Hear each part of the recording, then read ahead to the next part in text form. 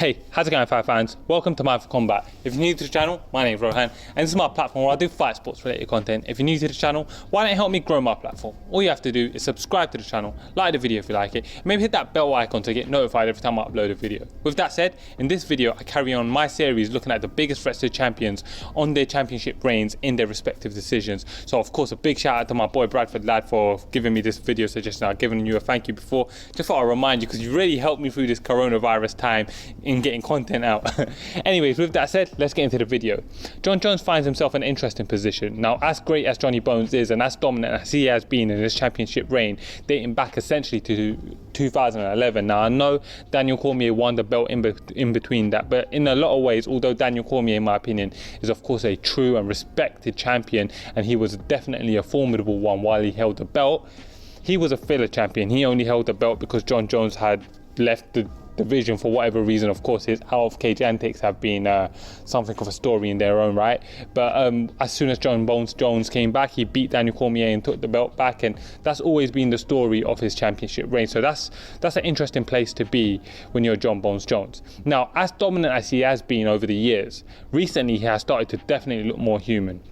He's looked more human, he's looked a lot more beatable. He isn't that old, he's only 32 years old, but the 26-1 record that he has is starting to get some question marks on it. For example, a lot of people thought that Dominick Reyes beat him. A lot of people thought that Thiago Santos beat him. And even in the fights that he completely dominated and there was no question whether or not he won the fight, he didn't look as dominant as he once did. Think back to his fight with Anthony Smith. Yes, he dominated that fight and definitely won it, but he didn't look like a killer that night. And you got to question, where is Jon Jones now? What is impacting him? He's of course not looked the same since coming back from his drug suspension. I'm not pointing no fingers, I'm a Jon Jones fan, but you do have to question it. With that said, let's take a look at some of his biggest threats. Now, at number 3, I have Thiago Santos. I definitely would have had Thiago Santos higher, but what impacts Thiago Santos is the fact that he's 36 and is coming off some major knee surgeries and hasn't fought for a long time.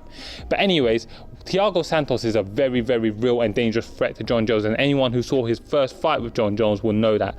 Thiago Santos battered Jon Jones's legs and gave him every bit of trouble that he could handle for 25 minutes. He kept the fight on the feet and was able to do some serious damage to Jon Jones, and coming into the 5th round, I actually had Thiago Santos ahead, and walking away from that fight, I wouldn't have been surprised if Thiago Santos got the decision. Actually, I would have probably given him that decision just barely. Thiago Santos is a very, very dangerous man. He hits hard, he's completely fearless, and he's a smasher. He stands at 6'2", which makes him a little bit shorter than Jon Jones, and he has a 76-inch reach, which puts him at a little bit of a disadvantage. But as we saw in that fight, his explosiveness, his dynamic abilities, his dangerous leg kicks, and him just being an absolute savage makes him a true threat to Jon Jones. And Jon Jones most certainly struggled with Thiago Santos and his abilities in that fight, and he could have won that fight in a rematch. Thiago Santos has the abilities to right those wrongs.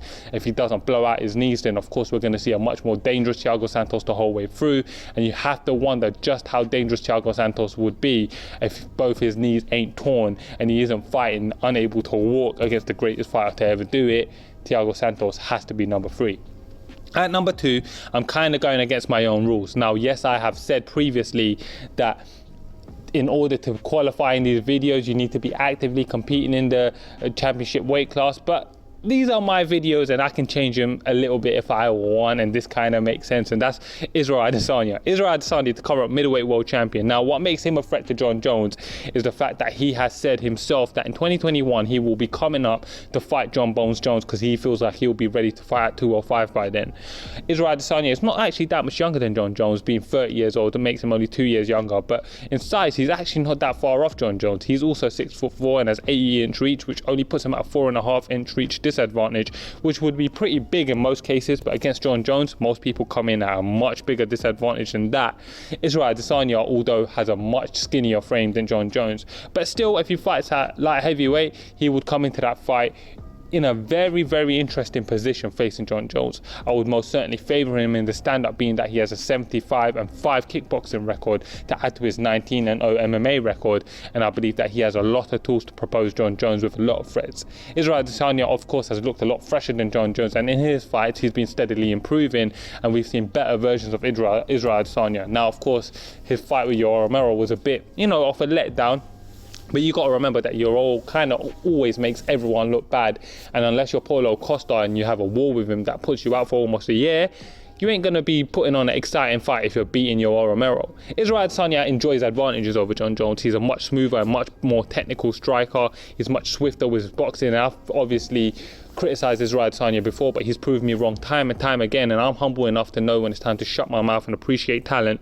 And Israel Adesanya is most certainly that. He's a very talented, intelligent fighter with an incredibly high fight IQ. He loves the game, and he's got beautiful stand-up and a stand-up fight, which Jon Jones tends to enjoy. And Jon Jones' most recent fights have been entirely all stand-up fights.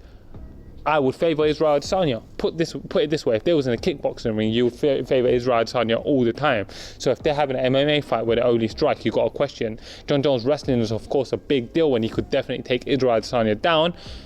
But would he? And is Israel Adesanya going to be ready to defend those takedowns? If he would be, then of course I would have had him as my number one threat. But not knowing that being a big question, and actually thinking, you know what, Jon Jones could probably get him down and elbow his face in, that does make me question if he could beat Jon Jones, but he's most certainly a threat. So at number 2, I have none other than the style bender himself, the current middleweight champion of the world, Israel Adesanya. At number 1, I've got a gentleman who, in my opinion, has already beaten Jon Jones. And in my opinion, he got robbed of a decision against Jon Jones, and that's Dominick Reyes. Dominick Reyes, who's also 30 years old, making him 2 years younger than Jon Jones, has a professional record of 12 wins, 1 losses, stands at 6'4", and has a 77-inch reach. Although he's at 7.5-inch reach, disadvantage to Jon Jones.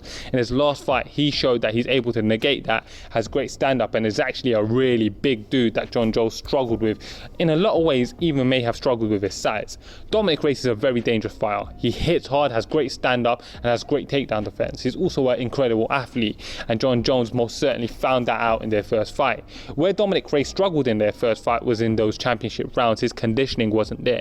He hadn't been there in a dogfight of this caliber. He didn't know how to deal with it. He didn't know how to fight a world championship fight with a world champion who's willing to do anything to win.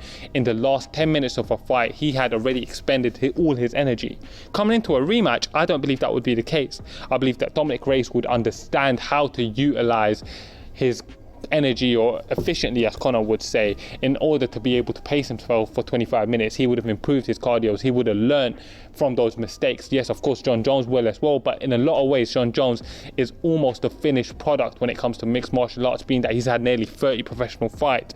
But in my opinion, Dominick Reyes is a guy that continues to improve every fight, just because in a lot of ways, he's still very, very young in his career, and he has a long way to go. So although there is not that much of a difference in age, there is a difference in, room for improvement is much higher for Dominick Reyes. So therefore, that makes it likely that in a rematch, he would have improved a lot more than Jon Jones and have the ability to take out Jon Jones. And therefore, in my opinion, he would beat Jon Jones in the rematch, but this time he would beat him much more handedly, because now he's going to go into that fight with the confidence that, yes, I can fight Jon Jones. He will know that he can do damage to Jon Jones. He will know that he can survive the worst that Jon Jones has to offer. He will know what to expect. He will know what his weaknesses are. He can shore up them holes, and he can go into that fight knowing what to expect, being prepared and knowing what he has to do to win.